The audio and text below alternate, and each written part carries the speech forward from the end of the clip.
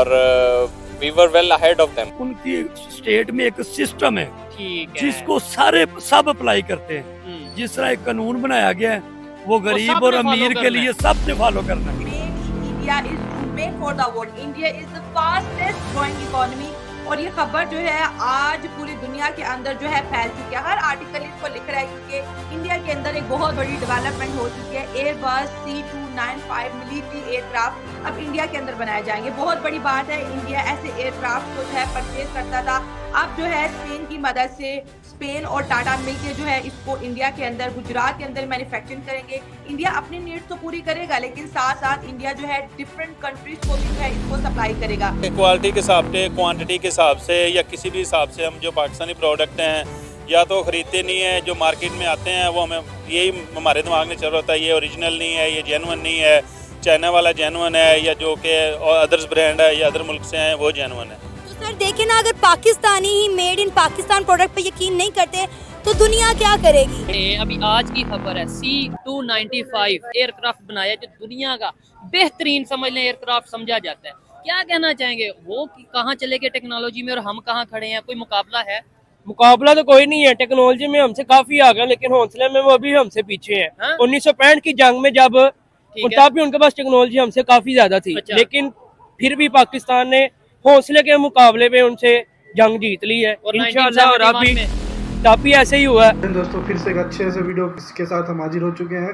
पिछले वीडियो में हमने बताया था कि आपको जर्मन जो चांसलर आए हुए थे ओलाफ शोल्ज, उनके द्वारा बहुत सारे मिलिट्री सबमरीन्स और वगैरह के ऊपर डील वगैरह साइन हुआ था, और नेचर के ऊपर आपका ले लीजिए, ग्रीन एनर्जी के ऊपर, और क्लासिफाइड डॉक्यूमेंट्स और ब्रीफिंग्स के ऊपर बहुत कुछ हुआ था। अब जो स्पेनिश काउंटर पार्ट है, जो स्पेनिश प्रेसिडेंट पेड्रो सांचेज आए हैं, इनके साथ प्रधानमंत्री नरेंद्र मोदी गुजरात में रोड शो कर रहे हैं। वडोदरा में एक टाटा का एक प्लांट है एयरक्राफ्ट फैसिलिटी का, जो उसको मैन्युफैक्चरिंग प्लांट वो बन रहा है, उसका इनॉग्रेशन के लिए आए हुए थे।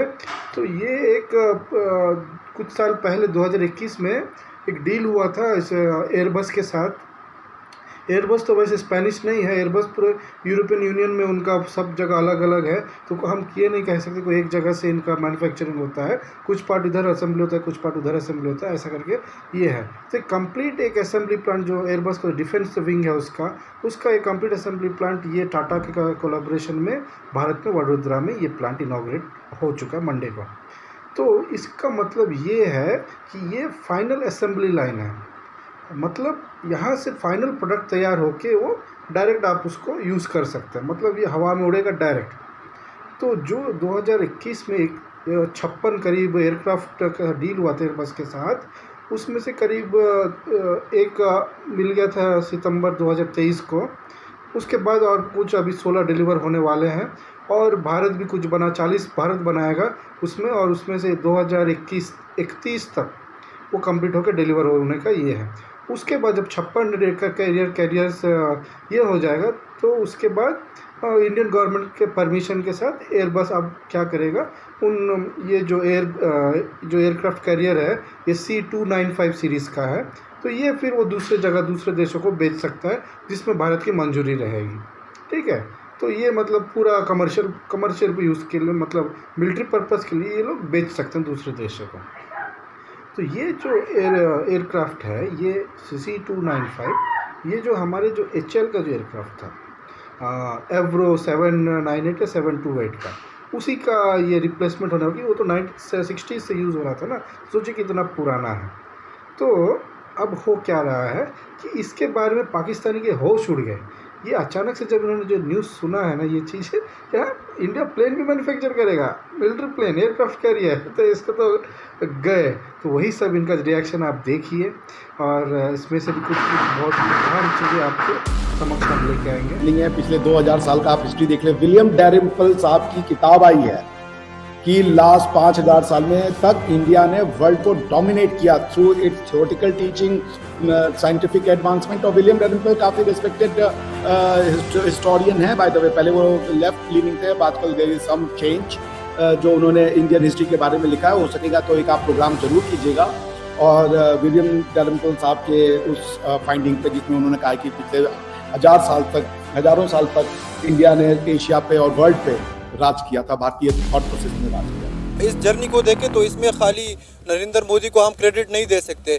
जिस तरीके से उन्होंने 1990 से इंडिया ने अपने जो पॉलिसीज़ है ना वो ओवरसीज़ इन्वेस्टमेंट के लिए ना खोल दी थी, उस वजह से जो डॉक्टर मनमोहन सिंह की जो पॉलिसी थी मईशत को लेकर जिस तरीके से उन्होंने चलाई, इसके अलावा काफ़ी चीज़ें जिसमें इंडिया बहुत आगे चल रहा है। अगर हम देखें महिंद्रा देखें, टाटा देखें, जिस किस्म की वो बाइक्स बना रहे, उनके जो बाइक्स है अफ्रीका में चाइना के बाइक्स को टक्कर दे रहे हैं, उनको बाहर ही निकाल रहे हैं। इस्लाम की अपनी एक पावर है। अच्छा। और इस्लाम को अपनी पावर के साथ कायम खड़ा होना तो हम चाहिए। टेक्नोलॉजी तो में हमारा यही वजह है। टेक्नोलॉजी में हम कहाँ पे खड़े हैं? इस्लाम ने ही तो टेक्नोलॉजी दी है, For असल example- लाइन से हट गए हैं। नहीं, जो इस्लाम इस्लाम ने टेक्नोलॉजी दी है, देखने वालों को बताएं ताकि पता चले कि भाई ये देखें ये चीज़। बेशक जो आज हम जिहाद से दूर हैं, जिहाद से कितना पीछे हैं, अच्छा। उस तरफ आते ही नहीं है। तो और जिहाद बिल्कुल टेक्नोलॉजी तो है। दोस्तों आपको इनका रिएक्शन वीडियो तो देख रहे हैं, धड़ल्ले से मतलब बढ़ गए दोस्तों, इन्वेस्टमेंट आ ही रहा है भारत में